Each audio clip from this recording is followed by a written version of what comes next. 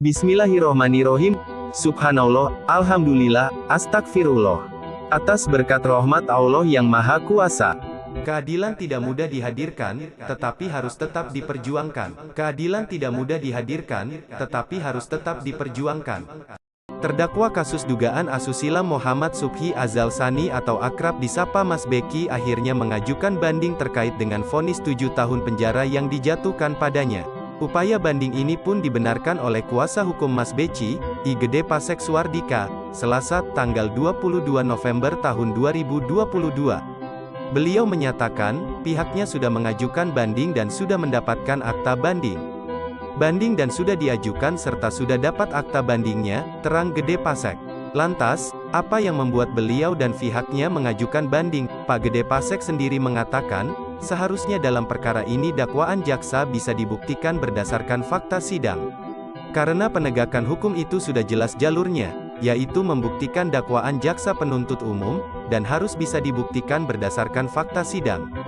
Sementara di sidang, baik saksi fakta maupun alat bukti, membuktikan jika kasusnya fiksi dan fiktif, baik tempus delikti maupun lokus deliktinya, tegas beliau.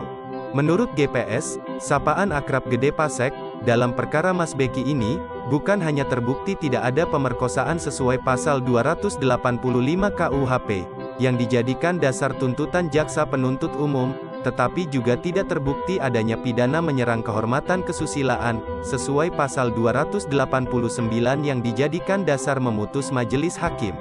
Banyak fakta sidang yang sudah terkonfirmasi oleh saksi, malah dihilangkan dan diabaikan, dan malah saksi testimonium de auditu yang dikumpulkan, dijadikan dasar pengambilan putusan. Ini preseden buruk hukum acara pidana di Indonesia, karena saksi yang dilarang KUHP, malah dijadikan dasar menjatuhkan pidana, jelas Pak I Gede Pasek Suardika. Beliau pun menegaskan, bahwa menghukum pelaku atas sebuah peristiwa pidana adalah penegakan hukum. Tetapi, menghukum seseorang yang bukan pelaku, atas sebuah peristiwa pidana yang tidak jelas, adalah kriminalisasi dan peradilan sesat. Atas dasar mencari keadilan yang seadil-adilnya maka, klien kami banding. Jangan sampai peradilan opini, dijadikan patokan menghukum warga negara, tegas I Gede Pasek Suardika. Sumber, Opsit Media. Penulis, Maharani Dika Putri. Editor, Saadatus Soidah. Keadilan tidak mudah dihadirkan, tetapi harus tetap diperjuangkan. Ujung dari penanganan kasus Mas Beci akhirnya di tingkat PN Surabaya telah berakhir.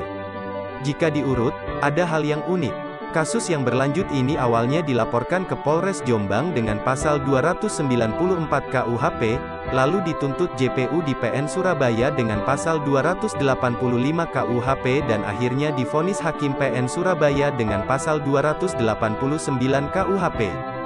Bulet, ya paling tidak, ini gambaran sederhana betapa kasus ini memang sudah tidak kuat dan tidak jelas sejak dari hulunya. Kasus pidana apa sebenarnya? Pemerkosaan, pencabulan, atau persetubuhan? Sebab pasalnya beda, deliknya beda dan ancaman hukumannya pun beda. Hanya karena kekuatan skenario besar saja yang menyebabkan kasus ini terus berlanjut. Dituntut cukup sadis dengan 16 tahun penjara dan akhirnya divonis 7 tahun. Yang pasti tuduhan pemerkosaan di pasal 285 KUHP tidak terbukti. Selain itu, kasus di mana antara terlapor, korban, peristiwa dan alat bukti yang sama sudah di SP3 pada tanggal 31 Oktober tahun 2019 dan dilaporkan kembali sebelum SP3 keluar pada tanggal 29 Oktober tahun 2019. Alasan SP3 karena tidak cukup bukti, termasuk visum tertanggal tanggal 24 Agustus tahun 2018 dari RSUD Jombang. Uniknya visum yang berjarak 1,5 tahun dari dugaan waktu kejadian itu dianggap valid di dalam putusan karena diperkuat visum kembali di 1 November 2019 yang sebenarnya isinya ada 2 visum yang berbeda. Jadi visum kedua berjarak 2,5 tahun kemudian untuk memotret hubungan peristiwa yang didakwakan dengan bukti visum. Apapun itu, majelis hakim tidak sependapat dengan tuntutan JPU dan juga tidak mungkin mengabulkan permintaan kami selalu penasihat hukum untuk dibebaskan dengan alasan karena memang alat buktinya lemah, peristiwanya meragukan dan kasus sudah dihentikan. Majelis hakim mencari pasal lain dalam dakwaan alternatif tersebut. Tugas profesional sudah dijalankan untuk membuka seterang mungkin fakta sidang dan menggali kebenaran sejati. Tugas menghukum atau membebaskan adalah majelis hakim atas nama Tuhan di dunia.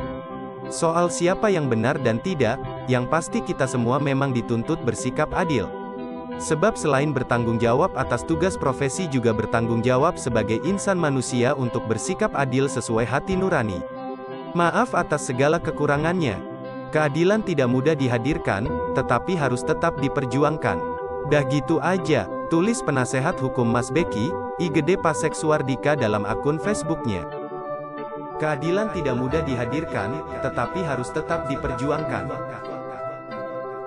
Keadilan tidak mudah dihadirkan, tetapi harus tetap diperjuangkan. Sementara itu, di sisi lain pihak jaksa penuntut umum juga menyatakan banding. Untuk JPU sudah menyatakan banding S sejak Selasa tanggal 22 November, terang Tengku Firdaus. Pria yang juga Kajari Jombang itu, menyebut keputusan melakukan banding itu dirasakan pada beberapa pertimbangan. Pertimbangan pertama adalah adanya perbedaan pengenaan pasal dalam dakwaan, pembuktian dan putusan hakim. Di dakwaan kami berikan, pasal berlapis yakni 285 dan 289 KUHP, namun dalam pembuktian kami mengarah ke 285 tentang pemerkosaan, namun yang dibuktikan hakim adalah pasal 289 KUHP tentang pencabulan, lontarnya. Proses persidangan pun berlangsung alot. MSAT melalui tim kuasa hukumnya, mengajukan eksepsi usai pembacaan dakwaan, meski akhirnya ditolak majelis hakim.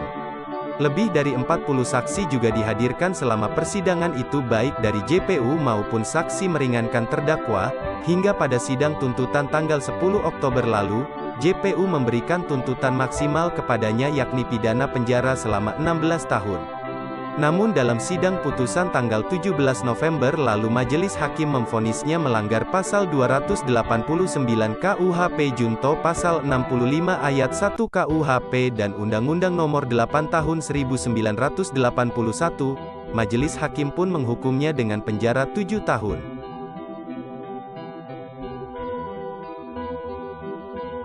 Di luar dari itu semua, kami hanya bisa memohon dan berdoa kepada Allah Ta'ala untuk membuka takbir kebenaran, dan hukum bisa sampai kepada keadilan. Jika tidak terbukti dalam fakta persidangan bebaskan. Ada yang unik yakni nama JPU yang getol, berusaha menjerat MSAT itu bernama Tengku Firdaus. Secara dohir kita memandang, ini JPU sudah tahu saksinya lemah tapi sangat sadis dalam menuntut 16 tahun. Tetapi secara pandangan lain merupakan perlambangan. Di dalam Al-Quran, nama Firdaus adalah nama surga tertinggi. Innal ladzina amanu wa 'amilus shalihati kanat lahum jannatul firdausi nuzulan. Artinya, sesungguhnya orang-orang yang beriman dan beramal saleh, bagi mereka adalah surga Firdaus menjadi tempat tinggal. Quran Surat Kahfi, ayat 107. Perhatikan surat, ayat dan makna dari ayat tersebut. Surat Kahfi, kami pemuda Sidikiyah, pernah mendapat pelajaran dan amalan surat Kahfi dari sang mursyid. Beliau Mas Beki mendalami, sampai dulu punya mobil Robicon, berpal Kiai Haji 444 FI. Ayat 107, numerik angka 1 plus 0 plus 7 sama dengan 8. Dalam Quran pintu surga berjumlah 8, dan 8 kesanggupan warga Thariqah Sidikiyah. Artinya 8 kesanggupan warga Thariqah Sidikiyah adalah pintu gerbang surga. Selanjutnya 107 sama dengan 17.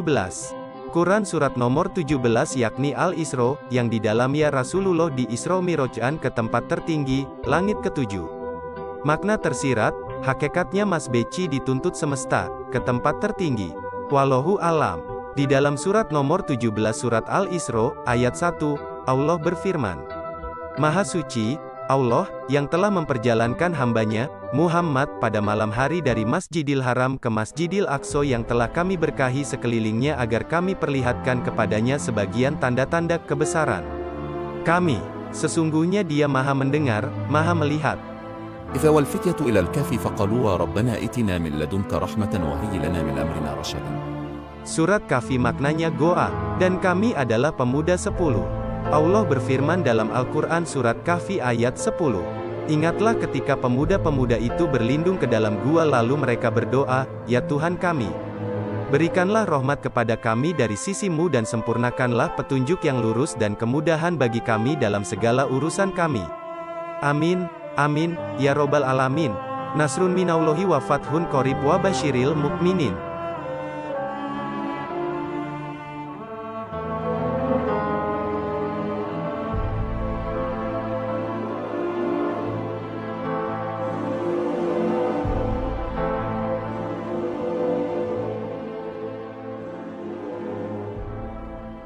Keadilan tidak mudah dihadirkan, tetapi harus tetap diperjuangkan. Keadilan tidak mudah dihadirkan, tetapi harus tetap diperjuangkan.